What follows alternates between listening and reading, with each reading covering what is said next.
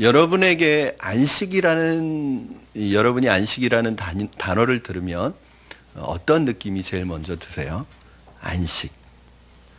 아마 편안한 느낌이 들 거고, 또 어떤 면에서 보면 좀 여유로운 모습, 또 행복한 느낌이 들 거예요. 그러니까 안식이라는 단어가 주는 기본적인 느낌은 굉장히 밝고 편안하고 굉장히 행복한 느낌을 줍니다.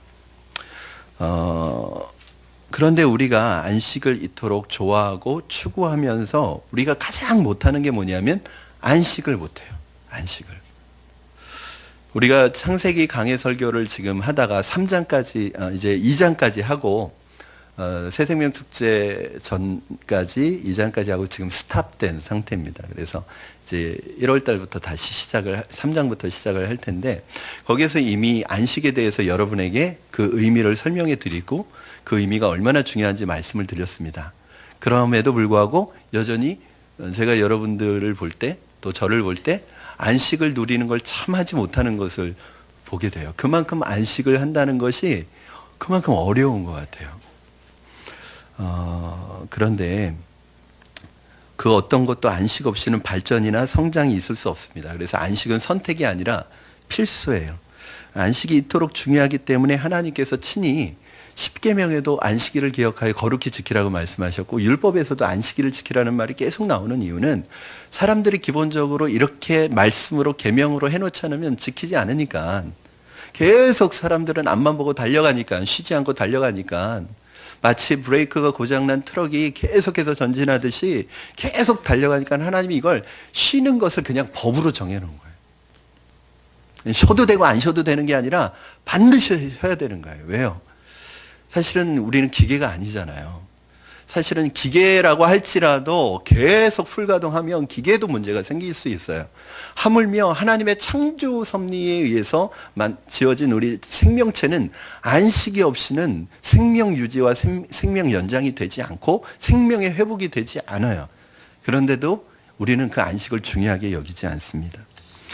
지난 금요 심야 기도회 때 저희가 동영상 하나를 봤거든요. 우리 성도님들과 동영상 하나를 봤는데, 그 동영상이 뭐냐면 베토벤 바이러스라는 드라마에서 그 오케스트라에 대한 이야기였거든요. 한 곡을 연주했어요.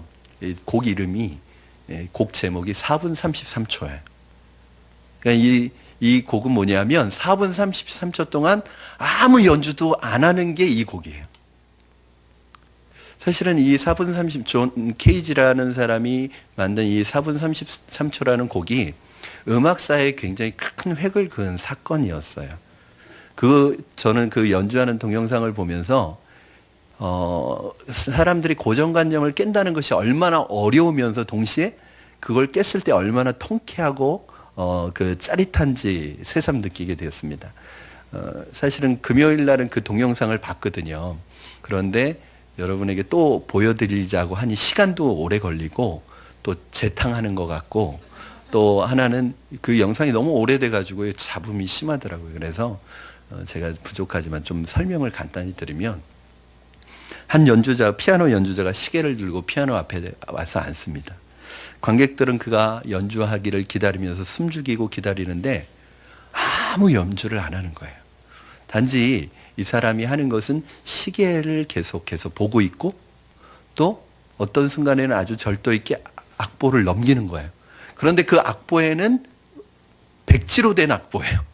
그런데 시간이 지나면 악보를 넘겨요. 그게 33초, 2분 40초, 1분 20초 이렇게 악보를 넘기는 거예요. 사람들은 자신의 눈을 의심했습니다. 혹시 내가 착시 현상을 일으키고 있는 건 아닌지, 아니면 음악이 아직 시작되지 않은 건 아닌지, 그래서 웅성거리기 시작했어요. 기다리다가 지친 관객들은 이게 뭐냐? 이게 도대체 뭐 하는 거냐? 어떤 사람은 막 화내기도 하고. 그런데 이 사람이, 연주자가 처음 올라와서 했었던 말이 있어요. 서두에 이 음악을 연주할 때 나는 아무것도 할 말이 없다는 것을 여러분에게 말씀드리겠습니다. 그러니까 자기가 뭘 표현하고자 하느냐면 아무것도 나는 말할 것이 없다는 것을 말하겠다는 것을 연주로 표현하겠다고 했던 그 서두의 말이 딱 떠오르면서 바로 이 곡이 연주가 없는 연주, 소리 없는 연주, 자신들이 아무것도 연주하지 않는 연주를 지금 보고 있다는 것을 깨닫게 되었습니다. 여러분, 이 4분 33초라는 이 곡이 오늘날 우리에게 던져주는 메시지가 무엇일까요? 그동안 우리는 많은 사람들이 음악은 음표가 음악의 주체이고 음악을 주도해 간다고 생각했는데, 심표는 중요하지 않다고 생각했는데 심표가 음악의 주체가 될 수 있다는 것을 보여주는, 어떻게 보면 고정관념을 깨는 아주 굉장히 센세이션한 그런 사건이었습니다. 쉼표는 아무도 중요하게 생각하지 않아요. 그냥 뭐 쉬어가다가 뭐 사람들이 그 기분 나는 대로 쉼표를 찍어놨을 것이라고 생각하고 해도 되고, 쉼표를 해도 되고 안 지켜도 된다고 생각하죠. 다 음표만 중요하다고 생각합니다. 그러나 음악에 있어서 음표가 음악인 것처럼 쉼표도 음악의 한 부분이라는 것을 잘 보여주고 있습니다. 그렇습니다. 여러분, 음악의 쉼표가 사람들에게 꼭 필요하거나 중요하게 여겨지지 않은 것처럼 우리의 삶의 쉼표인 안식도 사람들에게 그렇게 중요하게 여겨지지 않아요. 그러니까 사람들은 안식을 꼭 해야 된다고 생각하지 않고 해도 되고 안 해도 된다고 생각하는 거예요. 특별히 우리나라는 성장 제일주의의 시대를 지나오면서 사람들은 어떤 성과를 내기 위해서 쉼과 안식을 포기하고 살았습니다. 그리고 그것이 미덕이었고 그것이 가치가 있다고 생각했어요. 그래서 내가 쉬지 않고 잠 안 자고 열심히 해서 뭔가 이룬 것이 굉장히 큰 미덕이라고 생각했어요. 우리는 안식을 잃어버렸습니다. 우리는 안식이 생명의 유지에 회복에 있어서 얼마나 절대적이고 중요한 요소인지를 모르고 살아왔습니다. 그런데 여러분, 성경은 안식의 중요성을 계속 얘기하고 있어요. 얼마나 중요하냐면, 저는 이제 성경을 볼 때, 여러분들 통독할 때 통독만 하시잖아요. 그러니까 저는 이제 성경 보는 관점이 좀 달라요. 그러니까 요번에 성경을 읽을 때는 하나님의 나라의 관점으로 한번 성경을 읽어보는 거예요. 그러면 창세기부터 계시록까지 하나님의 나라가 계속 보여요. 언약의 관점으로 성경을 보면 창세기에서부터 계시록까지 계속 언약이 나와요. 그런데 제가 또 하나 주목하는 것이, 안식이라는 개념으로 성경을 보면 창세기에서부터 계시록까지 안식이에요. 여러분, 창세기 처음에 벌써 천지창조에 창조가 끝난 다음에 안식이 나오죠. 그런데 계시록에 뭐가 나와요? 오늘 히브리서 4장 3절 말씀에 보면 이미 우리 믿는 자들은 하나님의 안식에 들어가는도다 이래요. 그러니까 우리가 천국 가는 게 뭐예요? 안식에 들어가는 거예요. 안식에. 그러니까 창세기부터 계시록까지 안식이에요. 안식. 성경은 이렇게 안식의 중요성을 얘기하고 있고, 심지어는 예수님께서도 안식에 대해서 가르치시고 실천하신 분이세요. 마가복음 6장에 보면 제자들이 막 전도를 마치고 이제 돌아옵니다. 돌아와서 막 이제 숨을 헐떡거리면서 그 가쁜 숨을 몰아쉬면서 예수님께 전도 보고를 하려고 그래요. 그랬더니 예수님이 보고를 딱 막으십니다. 스탑! 그래가지고 보고를 못하게 하시고 무슨 말씀을 하시느냐? 마가복음 6장 31절 같이 한번 읽겠습니다. 시작. 이르시되 너희는 따로 한적한 곳에 가서 잠깐 쉬어라 하시니 이는 오고 가는 사람이 많아 음식 먹을 겨를도 없습니다. 그러니까 제자들이 이 사역을 하고 너무 바빠서 분주하고 지금 뭐 그러느라고 음식 먹을 시간도 없었어요. 그리고 그 오자마자 또 보고를 하려고 하니까 스탑, 잠깐 쉬어. 그리고 그 뒤에 이어지는 이야기가 뭐냐면 예수님과 제자들이 배를 타고 한적한 곳에 가서 쉬었다는 이야기가 나옵니다. 예수님은 쉬는 걸 굉장히 중요하게 생각하시는 분이세요. 그렇다고 예수님이 많은 일을 하지 않으신 게 아니에요. 십자가에서 다 이루었다고 할 정도로 예수님 하나님의 모든 사명들을 다 감당했지만 쉼과 안식을 포기하지는 않으셨어요. 여러분, 제가 또 하나 주목하는 것은 우리가 생각해 봐야 하는 것이 있는데, 오늘날 많은 사람들이 동일한 쉼을 가지면서도 진정한 쉼을 가지지 못해요. 무슨 말이냐면, 자, 우리가 육체가 안식해요. 자, 육체 쉬었어요. 잠을 자요. 그리고 나름대로 내 방법으로 육체를 쉬게 했어요. 그렇다고 진정한 쉼이 이루어지나요? 아니에요. 여러분, 마음속이 불안하고 두렵고 염려와 걱정과 근심이 있는 사람은 잠도 깊이 못 자요. 몸은 누워 있는데 쉬어지지가 않아요. 몸은 지금 소파에 기대고 있지만 마음은 고통스러운 거예요. 염려와 근심이 있는 사람들은 밤새 누워는 있지만 잠이 오지 않아요. 그러니까 몸은 쉬어도 육체는 쉬어도 진정한 쉼을 누리지 못해요. 그 이유가 무엇일까요? 영적인 문제에 있다고 말씀하고 있습니다. 우리가 쉼과 안식을 상실한 원인이 영적인 문제이기 때문에 영적인 해결 없이는 진정한 쉼이 주어지지 않는다는 것입니다. 그렇다면 모든 인생이 그렇게도 갈망하는 참된 쉼, 이 안식의 처방은 무엇일까요? 여러분이 오늘 읽으신 본문이 그 안식에 대한 처방입니다. 이 본문은 여러분에게 아마 유명한 구절일 거예요. 다 알고 있는 구절일 거예요. 그러나 사실은 그렇다고 이 의미를 잘 아는 것은 아니에요. 자, 여러분, 첫 번째 안식입니다. 우리가 첫 번째로 진정한 안식을 누리려면 첫 번째 예수님에게로 나와야 돼요. 우리 18절 말씀 같이 읽겠습니다. 시작. 수고하고 무거운 짐진 자들아 다 내게로 오라. 내가 너희를 쉬게 하리라. 내게로 와라. 내가 너희를 쉬게 하리라. 안식을 주겠다. 참된 쉼을 주겠다. 예수님께서 누가 나오라고 했냐면 수고의 짐을 짐진 자들아. 그러니까 수고의 짐이 뭐냐면 죄의 짐이에요. 여러분, 수고가 왜 생긴 거냐면 죄의 결과로 생긴 거예요. 첫사람 아담이 죄를 범하였을 때 하나님께서 그 죄의 결과로 뭘 주시죠? 너는 네가 수고하여야 그 땅의 소산을 먹으리라. 그리고 여자인 하와에게는 어떤 결과를 주시죠? 죄에 대해서? 네가 수고하고 자식을 낳을 것이다. 그러니까 남자나 여자에게나 죄의 결과로 주어진 것이 수고인데, 이 수고는 엄밀히 말하면 수고의 고통이에요. 이제 죄인된 인간에게는 산다는 것 자체가 수고로운 짐이 된 것입니다. 그렇다면 누가 이 수고로운 인생의 문제, 인생의 짐을 해결해 줄 수 있습니까?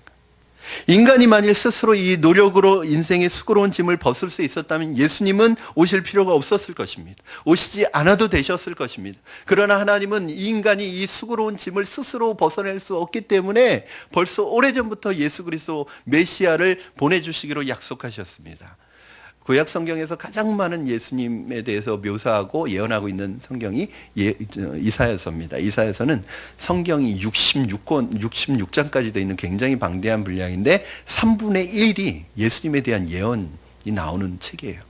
그래서 이 이사야서를 제5복음서 그렇게 얘기합니다. 구약인데도 복음서라는 별명이 붙어 있어요.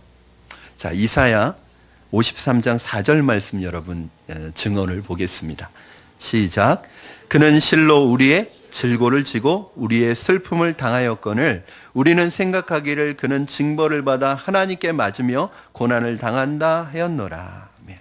바로 우리의 죄와 수고의 짐을 대신 지시고 십자가에 못 박히신 예수님께서 오늘 여전히 수고의 짐을 지고 안식을 모르고 살아가고 있는 우리에게 안식으로 초대하고 있는 말씀이 바로 이 말씀이에요. 여기서 수고하고 진짐 자들아 다 내게로 오라. 내가 너희를 쉬게 하리라. 내게로 오라. 여러분, 예수님께로 간다, 예수님께로 온다는 말이 어떤 의미가 있을까요? 여러분, 이 말은 오해하시지 않으셨으면 좋겠습니다. 내가 기독교라는 어떤 그냥 하나의 종교로서의 종교를 갖는 것을 얘기하는 것이 아니에요. 오히려 종교는요, 짐을 덜어주고 짐을 벗어주는 게 아니라 짐을 더 지워주는 게 종교예요. 여러분, 종교는 기쁨이 없습니다. 은혜가 없습니다. 행복하지 않습니다. 종교 생활은. 교회도 보면 저는 기독교를 종교라고 말하지 않아요. 물론 뭐 세상에서 종교를 안에 써야 되니까 기독교라고 쓰지만 기독교는 종교가 아닙니다. 신앙입니다. 여러분, 신앙생활을 하면서도 종교생활을 하시는 분이 있어요. 교회 안에서도 신앙생활을 해야 되는데 종교생활을 하시는 분이 있어요. 특징이 뭐예요? 신앙생활이 기쁨이 없어요. 행복하지 않아요. 신앙생활하는 분은 감격이 있고 기쁨이 있고 신앙생활이 행복해요. 기대가 되고 설레고 하나님이 오늘 나와 함께 어떻게 인도하실까 기대감이 있어요. 그런데 종교생활을 하시는 분들은 하나님이 나를 치시면 어떡하지? 내가 하나님한테 벌 받으면 어떡하지? 하나님이 나를 때리면 어떡하지? 그리고 뭘 해야 되는 결정을 해야 될 때 결정의 기준이 뭐냐면 하나님이 때리면 어떡하지? 하나님이 나를 벌 주시면 어떡하지? 그러니까 이 두려운 거예요. 근데 신앙생활을 하는 사람은 어때요? 똑같은 것을 결정할 때 어떤 게 하나님이 기뻐하시지? 어떻게 하면 하나님이 좋아하실까? 하나님, 내가 사랑하는 분을 기쁘게 해드리기 위해서 하니까 그것이 수고로워도 기쁨이 되는 거예요. 근데 이분은 어떻게 하면 안 맞을까 하고 고민하고 그 일을 결정하니까 그게 의미가 있고 좋은 일인데도 고통스러운 거예요. 제가 청년 사역을 할 때 한 자매를 상담을 했는데 이 자매는 늘 피해의식이 있는 거예요. 하나님이 늘 자기를 친대요. 조금만 어려움이 있고 조금만 고난을 당하면 하나님이 왜 나한테만 이러냐고. 왜 하나님이 나를 치시냐고. 하나님이 치시는 게 아니라고. 제가 그랬더니 이 자매가 사연이 있는 거예요. 너무 아버지가 엄격한 거예요. 너무 엄격한 아버지 밑에서 자라다 보니까 하나님 아버지 하면 아버지, 자신의 아버지의 이미지가 항상 있는 거예요. 그래서 하나님은 때리는 하나님, 치시는 하나님, 사랑이 없는 하나님, 그렇게 알고 있는 거예요. 여러분 혹시 종교 생활을 하고 계신 분은 안 계십니까? 복음을 받아들이고 예수님을 믿지만 신앙생활하는 것이 마치 살얼음판을 걷는 것처럼 두려운 분 계십니까? 오늘 주님께 나오셔야 돼요. 예수님께서 종교적인 사람들이었던 바리새인들을 향해 이런 책망을 하십니다. 마태복음 23장 4절 말씀해 보면 또 무거운 짐을 묶어 사람의 어깨에 지우되 자기는 이것을 한 손가락으로도 움직이려고 하지 않는데요. 그러니까 종교라는 것은 우리의 짐을 벗어주고 자유를 주는 게 아니라 이 종교인들은 자기도 지키지 못하는 것을 자기는 말로 하면서 손가락 하나도 까딱하지 움직이지 않으면서 그 사람들에게 짐을 지어줘서 나중에 쓰러지게 만든다는 거예요. 그러니까 종교는 한계에 부딪힙니다. 여러분 신앙생활은 하나님의 은혜로 하는 것인데 종교는 내 힘으로 내 능력으로 어떤 하나님의 수준에 도달하려고 노력하다 보니까 한계에 자꾸 부딪혀서 나중엔 절망하게 됩니다. 그리고 포기하게 돼요. 그렇다면 예수님께 나온다는 게 무슨 의미인가?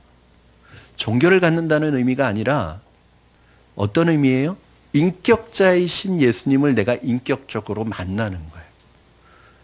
여러분이 예수님을 만나야 돼요. 예수님을 경험하셔야 돼요. 그분은 우리의 죄의 짐을 지우시는 분이 아니라 자유를 주시는 분입니다. 여러분 잘 알고 계시는 톨스토이라는 이 작가도 기독교를 인류를 억압하는 하나의 종교 시스템으로 생각을 했습니다. 그리고 자유를 억압하는 이 짐으로서의 신앙으로부터 떠나 있던 상당한 기간을 떠나 있었습니다. 그런데 나이 55세가 되던 해에 예수 그리스도를 인격적으로 만나게 되고 거기에서 얻은 참 놀라운 안식을 경험하면서 그가 그의 책 신앙론이라는 책에서 이렇게 고백을 하고 있습니다. 여러분 한번 잘 귀 기울여서 들어보십시오. 나는 55년 동안 최초의 15년의 소년기를 제외하고는 안식을 누리지 못하고 살아왔다. 내 나이 18세 되던 해 친구가 내게 찾아와 신이 인간을 만든 것이 아니라 인간이 신을 만든 것이라고 한 말에 설득되어 나는 어릴 적 그리스도를 믿는 신앙을 떠났다. 나는 종교를 포기하는 것이 자유를 얻는 길이라고 생각했다. 나에게는 종교는 속박 그 이상이 아닌 것으로 생각되었기 때문이었다. 그러나 이제 내 나이 55세, 나는 내가 스스로 버린 어머니 같은 신앙의 품으로 돌아왔다. 나는 단순히 종교로 돌아온 것이 아니다. 나는 구주인 그리스도에게로 돌아온 것이다. 그 안에서 나는 처음으로 참된 안식을 발견한 것이다. 여러분에게도 이런 안식과 영혼의 쉼이 필요하지 않으시겠습니까? 그러면 무엇보다 우리 인생의 구주시요, 우리 영혼의 구세주가 되시는 주님 앞으로 나오시기를 주님의 이름으로 축원합니다. 그리고 그분을 만나야 합니다. 오늘 이 예배를 통해 아직 예수님을 인격적으로 만나지 못한 분이 계시다면 예수님을 만나시기를 주님의 이름으로 축원합니다. 또 내가 예수님을 만났지만 여전히 내 삶 속에서 삶의 짐, 죄의 짐, 염려와 근심과 두려움의 짐을 지고 불안하게 살아가는 분이 계시다면 오늘 이 예배를 통해서 여러분 안에 하나님이 주시는 참된 안식과 쉼이 이루어지기를 주님의 이름으로 축원합니다. 두 번째 안식이 중요합니다, 여러분. 첫 번째 안식은 주님께로 나와서 얻는 안식이에요. 그런데 두 번째 안식은 뭐예요? 주님께 배우는 데서 오는 안식이에요. 우리 19절 말씀 같이 읽겠습니다. 시작. 나는 마음이 온유하고 겸손하니 나의 멍에를 메고 내게 배우라. 그리하면 너희 마음이 쉼을 얻으리니. 여러분 혹시 이 19절을 읽으면서 스트레스 받으신 분 안 계십니까? 짜증난 분 안 계세요? 아, 그냥 예수님 앞에 나왔으면 됐지 왜 자꾸 배우라고 그러냐고. 물론 예수님에게 나온 모든 사람은 영혼의 안식인 구원을 선물로 받았습니다. 히브리서 4장 3절 말씀에 이미 믿는 우리들은 저 안식에 들어가는도다 라고 말씀하고 있습니다. 이런 영적 안식은 예수님을 통한 죄 사함을 얻고 영생을 선물로 받음으로 주어지는 마음의 평화와 안식입니다. 그러나 이것보다 더 중요한 것이 있습니다. 자, 우리가 예수님을 믿을 때 평안을 누리고 안식을 받았어요. 문제는 그때 한 번 받은 것으로 끝나면 안 되고 주님 나라 우리가 가기 전까지 이 안식을 지속시키는 힘이 필요한 거예요. 여러분 예수님 믿었을 땐 여러분 다 기쁨과 감사와 감격과 은혜와 평안이 다 있었잖아요. 그런데 예수님 믿고 시간이 지나면서 어느 순간에 예수님의 믿는 평안이 사라지고 예수님을 향한 기쁨도 사라지고 마치 어느 순간부터 종교 생활로 바뀌어서 내가 신앙생활하고 있는 것 같은 그런 느낌이 들 때가 있잖아요. 왜 그래요? 뭐가 없어서 그래요? 이 영적인 훈련이 없어서 그래요. 이 영적인 훈련은 우리가 받은 이 평안과 은혜와 안식을 지속시켜주고 유지시켜주는 힘이에요. 그래서 배움이 필요한 이유가 여기에 있습니다. 어떤 분들은 배움을 일로 생각하시고 노동으로 생각하시는 분이 있습니다. 어떤 분에게 제가 성경 공부 좀 하시면 참 좋겠습니다. 성경대학 좀 해보세요. 제자훈련을 좀 받으시면 너무너무 좋겠어요. 그랬더니 그러시는 거예요. 아, 목사님 제가 지금 얼마나 바쁜데 지금 하는 일도 많고 너무 바쁜데 거기다 성경 공부까지 하라고요? 이렇게 바쁜데 그러니까 많은 일을 하는데 그 일을 또 하나 더 하라는 얘기예요? 우리 교회는 그런 분 안 계십니다. 전에 옛날에 제가 있었던 교회 그렇게 얘기하면 지금 이것만으로도 바쁜데 성경 공부까지 더 해? 그러니까 하나님의 말씀을 배우고 훈련하는 것을 일이나 노동으로 생각하시더라고요. 사실은 여러분 영적인 훈련과 배움은 일이 아니라 나의 행복을 위한 즐거운 여가선용이라고 생각하셔야 됩니다. 이해가 잘 안 가시죠? 여러분 이 레저라는 말에서 뭐가 나오냐면 파생된 단어가 스쿨이라는 단어가 이 레저라는 말에서 나온 말이에요. 공부가 배움이 즐겁고 행복한 거예요. 저는 사실은 우리 두 진이들, 제 두 아들들에게 어떤 제가 부모로서 줘야 될 많은 학업과 뭐 이런 그런 기회를 주지는 못하지만 제가 저희 아이들에게 항상 추구하고 얘기하는 게 있습니다. 공부가 재미있을 정도로만 해라. 공부가 너희에게 짐이 되고 너무 무거워서 짓눌려 지내지 말고 그냥 재미를 잃어버리지 않을 정도로만 해. 그래서 공부하는 게 재밌다. 야, 공부하는 거 즐겁다. 그 정도로만 하라고 제가 계속 얘기합니다. 성적을 떠나서 너희가 지금 해야 될 건 공부에 대한 재미만 잃지 않으면 아빠는 그걸로 만족해. 우리 아이들에게도요. 배우고 공부하는 게 어느 순간에 너무너무 고통스러운 노동이 돼버렸어요. 짐이 되어버렸어요. 소비하는 것, 여러분 배우는 것은 소비하는 게 아니라 충전하고 공급받는 거예요. 예를 들어서 예배도 마찬가지입니다. 어떤 분은 일주일 동안 일하느라고 너무 힘들어서 주일 예배에 못 나오시겠대요. 그러나 힘들기 때문에 오히려 예배를 드려야 하는 것이 아닙니까? 왜냐하면 이 시간은 일하는 시간이고 소비하고 에너지를 소비하는 시간이 아니라 에너지를 공급받고 충전하는 시간입니다. 영적 안식을 누리는 시간입니다. 영적으로 공급을 받아야 육신적으로도 힘을 낼 수 있잖아요. 왜요? 우리는 동물이 아니잖아요. 우리는 영적인 존재예요.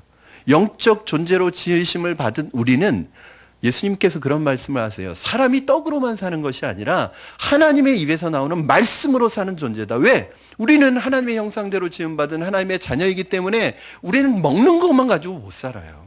하나님의 말씀이 우리 안에 들어와야지 우리의 영혼이 힘을 얻고 우리의 육신도 힘을 얻는 거지. 여러분 한번 보세요. 우리가 하나님이 주시는 영적인 은혜를 공급받아서 힘을 내지 않으면 아무것도 할 수 없고, 또 동시에 하나님이 공급해 주시는 힘으로 힘을 내지 않으면, 육신의 힘을 내지 않으면 이 육신의 힘은 죄 짓는 데 쓴단 말이에요. 예수님에게 나와서 즐겁게 노래하듯이 배우는 사람들, 하나님의 말씀을 배우는 것을 즐기는 사람들, 주님께서는 그런 사람들에게 마음의 쉼을 누리는 평생의 안식을 허락하여 주십니다. 예수님을 믿음으로 얻은 우리 마음의 평안과 쉼이 배움과 훈련을 통해서 끊어지지 않고 지속되기를 바라고, 여러분들이 더 깊은 차원의 영적인 안식을 누리는 그런 분들이 되기를 주님의 이름으로 부탁을 드립니다. 사랑하는 여러분, 우리가 이런 학습과 훈련을 힘든 또 하나의 수고와 노동으로 생각하지 않으시기 바랍니다. 배움을 통해서 진정한 안식과 쉼을 누릴 수 있고 지속시킬 수 있다는 것을 꼭 기억하십시오. 이 마지막 절이 굉장히 중요해요. 마태복음 10장 30절 우리 같이 읽겠습니다. 시작. 이는 내 멍에는 쉽고 내 짐은 가벼움이라 하시니라. 바로 이것입니다, 여러분.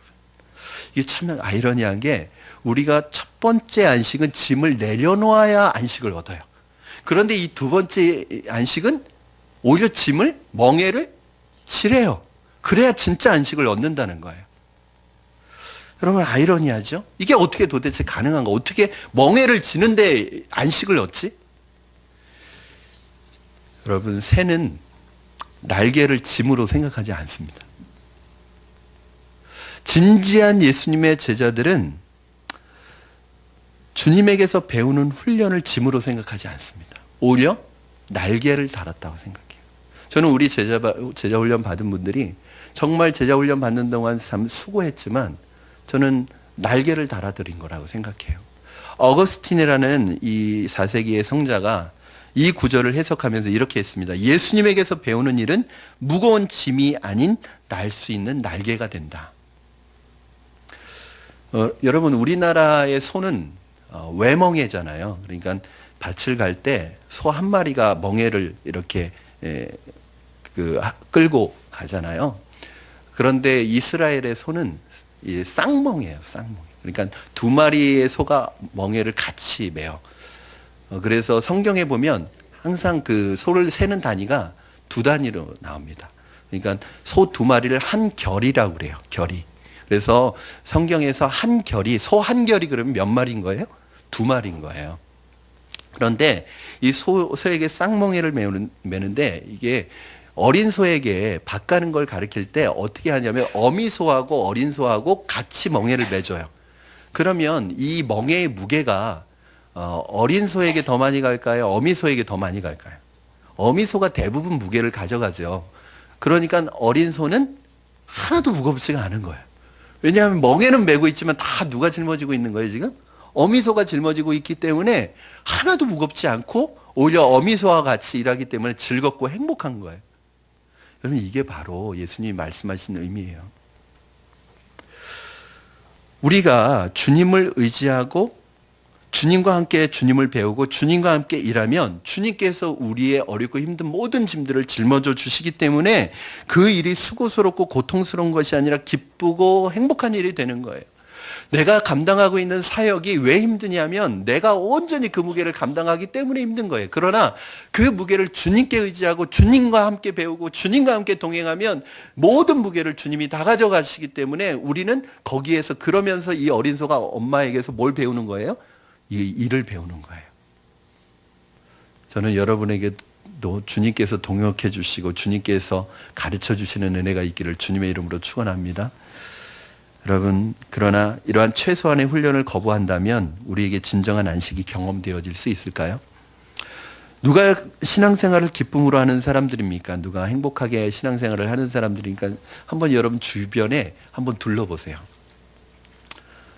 아, 정말 저분은 신앙생활을 행복하게 한다, 너무너무 즐겁게 한다 하는 분들 보세요. 공통점이 있습니다.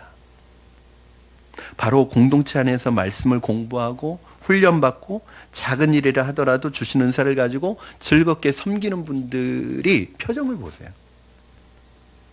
살아있다는 것을 알 수 있습니다. 말씀을 정리합니다. 사랑하는 여러분, 우리 푸른나무 교회가 다른 교회와 다른 게 무엇입니까? 우리 푸른나무 교회는 건물을 가지고 있는 교회도 아닙니다. 화려하게 세련되게 장식된 교회도 아닙니다. 여러 가지 행사가 있거나 프로그램이 있는 교회도 아닙니다. 그런데 저는 개인적으로 주관적인 견해일 수 있지만 저희 교회가 굉장히 좋은 교회라고 생각합니다. 네, 감사합니다. 아멘해 주셔서. 왜 좋은 교회라고 생각하냐면 건강하기 때문에 그렇습니다. 우리 교회가 어떤 건물을 가지고 있고 좋은 교회 건물을 가지고 있고 화려한 시설을 가지고 있고 좋은 시설을 가지고 있기 때문에 좋은 프로그램을 가지고 있기 때문에 좋은 교회가 아니라 건강하기 때문이에요. 왜 그러면 우리 교회가 건강하냐? 저는 한 가지, 바로 말씀 때문입니다. 저는 적어도 우리 푸른나무 교회에 출석하시는 성도님들이 건물 보고 나오시는 분은 아니라고 생각해요. 그렇죠. 건물 보고 나오면 이 교회 안 나오겠죠. 적어도 우리 푸른나무 교회에 출석하시는 분들이 어떤 우리 교회의 하드웨어적인 부분을 가지고 그것이 마음에 들어서 오시는 분은 한 분도 안 계실 거예요. 너무너무 불편한데도 나오시는 이유가 무엇입니까? 그래도 우리 교회가 말씀과 복음의 본질을 회복하려고 몸부림치는 건강한 교회이기 때문에 그래도 이 교회에 나오고 있다고 생각합니다. 다른 것은 몰라도 말씀을 성실히 가르치는 교회, 그것을 사명으로 알고 있는 교회이기 때문에 적어도 여러분들이 이 교회를 찾는 것이라고 생각을 합니다. 그러므로 우리 푸른나무 교회를 통해서 저와 여러분들이 얻을 수 있는 가장 큰 유익은 바로 이 말씀의 훈련과 그로 인한 영적 건강이 회복되는 유익입니다. 여러분 이것을 놓치지 마시기 바랍니다. 우리 푸른나무 교회에 오셔서 다른 것은 몰라도 이것 하나는 붙으시기를 부탁을 드립니다. 그것이 우리 푸른나무 교회가 우리 성도님들에게 줄 수 있는 가장 큰 선물이에요. 가장 좋은 선물이에요. 다른 건 몰라도 우리 교회가 사이즈는 작고 시설이 좋지 않아도 정말 말씀을 가르치는 데 있어서는 제가 목숨 걸고 가르치거든요. 여러분 일주일에 10번의 설교와 일주일에 5번, 6번에 한 번에 하면 2시간, 3시간씩 하는 훈련들을 제가 하는 것은 이건 거의 자살행위입니다. 우리나라의 제자훈련의 대가인 오카노 목사님이 저희들에게 후배들에게 항상 하신 말씀이 있어요. 제자 반, 4반 이상은 하지 마라. 4반 하지 마라. 3반까지만 해라. 4반 하면 그건 자살행위다. 그런데 그 자살행위를 늘 하고 있는 거예요. 왜냐? 이거 외에는 방법이 없다고 생각하기 때문에 그래요. 여러분, 한국교회가 지금 비난을 받고 욕을 먹고 있는 이유가 무엇입니까? 건물이 없어서 그래요? 교회 재정이 없어서 그래요? 아니에요. 하나님이 나빠서 그래요? 예수님이 나빠서 그래요? 아니에요. 교회 다니는 사람들 때문에 그런 거예요. 왜 그래요? 훈련되지 않았어요. 교인으로서 수십 년 동안 교회 생활을 했는데 말씀으로 다듬어지고 훈련돼서 정말 제자다운 제자, 예수님의 성도다운 성도가 되지 않은 거예요. 그러면 이제 우리가 해야 될 일 뭐예요? 건물을 세우고 화려하게 만들고 행사를 하고 그런 게 아니에요. 정말 교회가 해야 될 일은 말씀으로 사람을 세우고 말씀으로 사람을 다듬어서 이분들을 세상에 내보내서 이분들이 하나님의 영광을, 선한 영향력을 미쳐서 이분들이 하나님의 영광을 높이는 사람들이 되면 한국교회 다시 일어날 수 있는 거예요. 제가 개척을 할 때 하나님 앞에 질문했어요. 하나님, 왜 제가 개척을 해야 되죠? 아니 이렇게 교회가 많은데 제가 왜 또 개척을 해야 되죠? 또 교회가 하나 왜 세워져야 되죠? 그때 하나님이 저에게 주신 마음이 있어요. 내가 기존에 있는 똑같은 교회 하나 세우는 거면 저는 안 하겠다. 제가 개척에 순종할 때는 그러면 다른 교회가 세워지게 해달라. 하나님 정말 말씀 하나 붙들고서도 부흥할 수 있는 교회가 되게 해달라. 제가 거기에 목숨 걸고 있는 거예요. 사랑하는 여러분, 쉬고 나면 새로운 창조를 위해 새 힘을 얻게 됩니다. 그래서 안식은 새로운 창조입니다. 세상에서 바쁘고 분주하게 살아가던 삶의 수레바퀴를 잠시 멈추고 하나님을 생각하고 하나님께 감사하고 주님을 인격적으로 만나는 시간을 만드시기 바랍니다. 그리고 우리 스스로가 주님의 멍에를 메고 주님께 영적으로 배울 수 있다면 우리의 인생은 더 놀랍게 달라질 줄로 믿습니다. 우리 이 시간에 같이 찬양하고 기도하겠습니다. 우리를 사용하소서. 이 찬양 고백이 바로 저의 고백입니다. 여러분의 고백이 되었으면 좋겠습니다. 교회가 교회다워지고 성도가 성도다워지는 그 소망, 우리 교회 그 슬로건이 세상에 소망을 주는 교회, 그 슬로건만 가지고 있지 말고 정말 그러한 교회가 되기를 소원합니다. 우리 한 번만 부르겠습니다.